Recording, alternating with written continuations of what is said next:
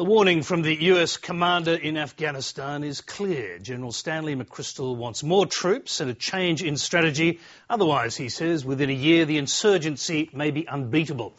Well, the US President and the Australian Prime Minister are balking at the request for more troops, but the General also insists that a viable and less corrupt Afghan government is just as important as more troops from the West. His critique is not new, but this time it's the most powerful military figure in Afghanistan that's damning the ineptitude of the Afghan government and calling for a strategy that doesn't rely on force alone.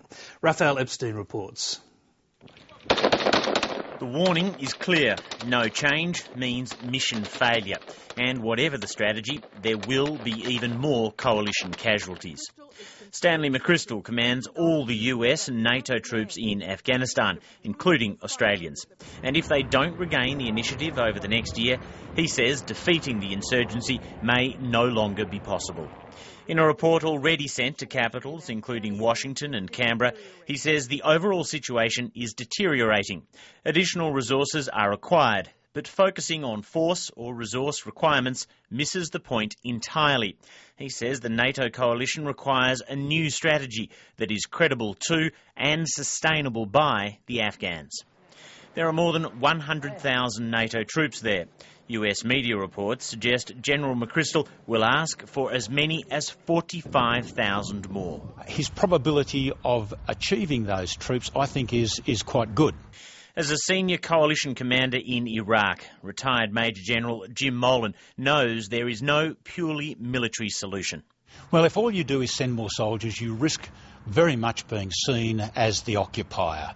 And soldiers are not the best to produce a governance outcome, an economic outcome, a policing outcome. The US President on late night TV reiterated that without a confirmed change in strategy, no more Americans will be sent away. I'm answerable to their parents, and if they don't come back, I've got to write a letter to them saying that their child has sacrificed on behalf of America. NATO forces are still changing gear, adapting to the more sophisticated counterinsurgency strategy, and it will require a better Afghan government. The General says the weakness of state institutions, widespread corruption and abuse of power by various officials have given Afghans little reason to support their government. They do not trust the government to provide their essential needs, and coupled with a distinct lack of economic and educational opportunity, this has created fertile ground for the insurgency. That criticism chimes with widespread concerns that those aligned with the current president are responsible for major vote rigging at the recent election. The part of corruption that is in the Afghan government, we fully take responsibility for. Afghanistan has that problem. It will not be corrected tomorrow. It will not be corrected by accusations. It will be corrected by hard work and dedication on both sides. The current plan is to boost Afghan forces from 92,000 to 134,000 over the next 2 years. But the General now wants that to happen by October next year. And the UN says there's an urgent need for more nation building. We really have to have a massive institution building program. We have to have it soon. And I think countries need to react now. I think this is decision time. And we have to demonstrate that over the next few months. The Australian government says it anticipates no request for extra troops. We believe our current contribution, increased to 1,500 or so in recent months, is an appropriate contribution.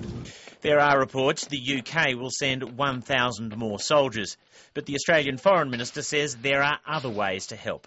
We need to leave the Afghan people and the Afghan nation in a position to manage these matters for and by themselves. So I'm certainly open to further consideration about assistance in those areas.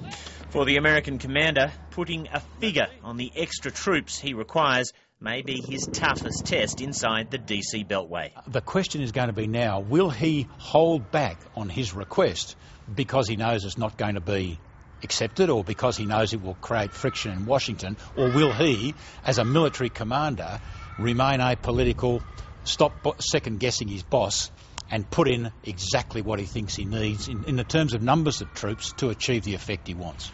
The General is also pushing for NATO troops to get out of their armoured cars more often, to actually mix with the people they're supposed to protect and to learn the local languages. Raphael Epstein, Lateline.